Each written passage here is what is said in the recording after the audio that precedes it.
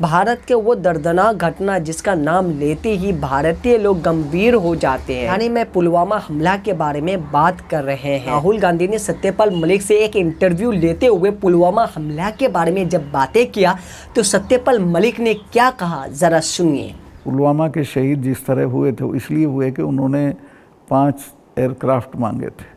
अगर वो मेरे से मांग लेते तो मैं इमीडिएटली कर देता। मैं तो वहाँ स्टूडेंट्स जब जम्मू में फंस जाते थे बर्फ में, उनको एयरक्राफ्ट से, क्योंकि दिल्ली में एयरक्राफ्ट इमीडिएटली मिलता है किराए पे। 4 महीने तक एप्लीकेशन उनकी पड़ी रही होम मिनिस्ट्री में, और 4 महीने बाद वो खारिज कर दी कि नहीं देंगे।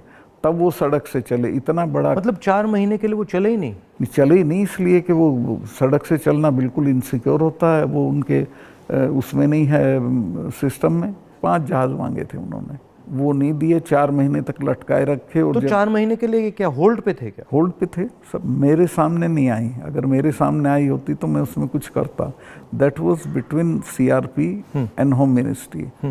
लेकिन ये थी कि अटैक हो सकता है।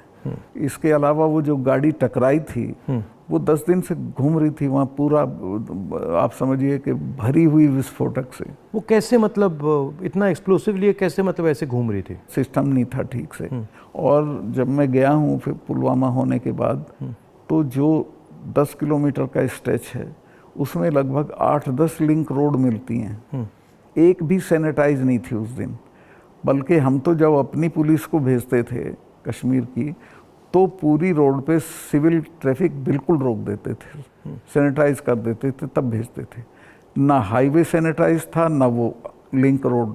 और लिंक रोड जहाँ हाईवे में मिलती है वहाँ रिवाज ये है कि वहाँ एक जिप्सी खड़ी होनी चाहिए जो उसे रोक दे कि नहीं भाई ये काफिला चला जाए सीआरपी का, तब जाना। ब्लॉक कर कुछ नहीं था, there was nothing like that. तो जब आप वहाँ गए, जैसे पॉलिटिक्स में हम ऐसी घटनाओं में जाते हैं, तो जब हम कहीं पहले पहुँचते हैं, कोई माइंड में कोई फीलिंग आती है, तो इसमें आपकी क्या फीलिंग आई थी जब आप पहली बार वहाँ गए? आप मेरा यकीन करेंगे, आई वॉज इन टीयर्स। और मैंने इसको फ़ोन किया, मुझे नहीं मिला। जब 5 बजे मेरी बात हुई तो मैंने कहा हमारी गलती से हुआ ये। तो बोला नहीं, इस पर आपको चुप रहना है। मैं चाहता था कि कुछ सर इसमें कटने चाहिए जिनकी जिम्मेवारी थी।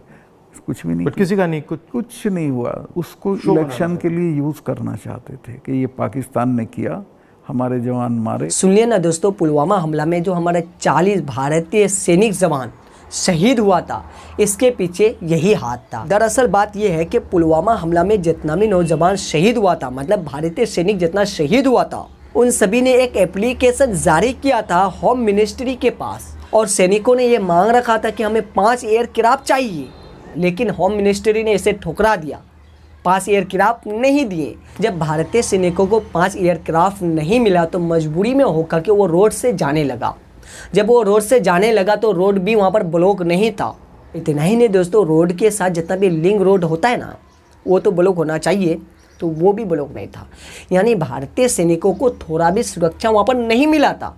जब पुलवामा हमला हुआ था तो उससे पहले का ये बात है, थोड़ा भी तो सुरक्षा होना चाहिए था। जबकि भारतीय सैनिक जिस रास्ते से निकले थे वो रास्ता बहुत ही डेंजर थे, तो वहाँ पर तो सुरक्षा होना चाहिए ना, थोड़ा भी नहीं था। सुनिए पुलवामा हमला के बारे में आगे क्या कहता है सत्यपाल मलिक। 5 या 6 बजे इसका फ़ोन आया, हाँ सत्यपाल भाई क्या हुआ? मैं कहा हमारे इतने लोग मर गए हैं और हमारी गलती से मरे हैं। तो बोला नहीं चुप रहना, अभी कुछ नहीं बोलना इस पर।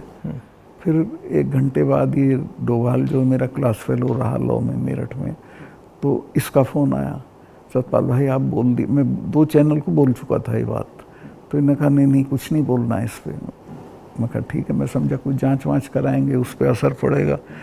कुछ भी नहीं। तीसरे दिन इनका आ गया कि ये पुलवामा की शहादत को याद रखो और अब हम बालाकोट करेंगे, ये करेंगे, वो करेंगे। और अभी तक उसमें कुछ नहीं हुआ? कुछ नहीं, करना भी नहीं है इसको। दोस्तों इस बात को जरा गौर करके सुनिएगा और ध्यान से समझिएगा।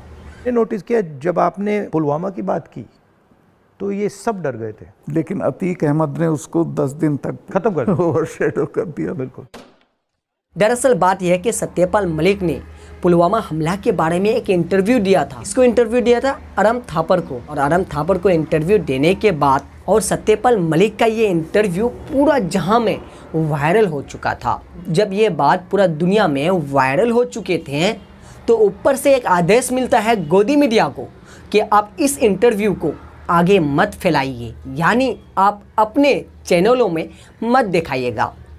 उसके कुछ पल बाद यानी शाम होते होते एक आपको घटना देखने मिलता है, यानी अतीक अहमद का केस आपके सामने हाजिर हो जाते हैं। आप इस बात को ध्यान दिए, इस बात को छुपाने के लिए किस बात पर चल पड़े। यहाँ पर अतीक अहमद जो था उसका दुर्घटना आप तक सभी गोदी मीडिया पहुँचाते रहा, लेकिन जो मुद्दा था, जो दरअसल देश का बात था, उसे छुपाता रहा। यानी पुलवामा हमला का जो पोल खोला था, कौन खोला था? सत्यपाल मलिक ने।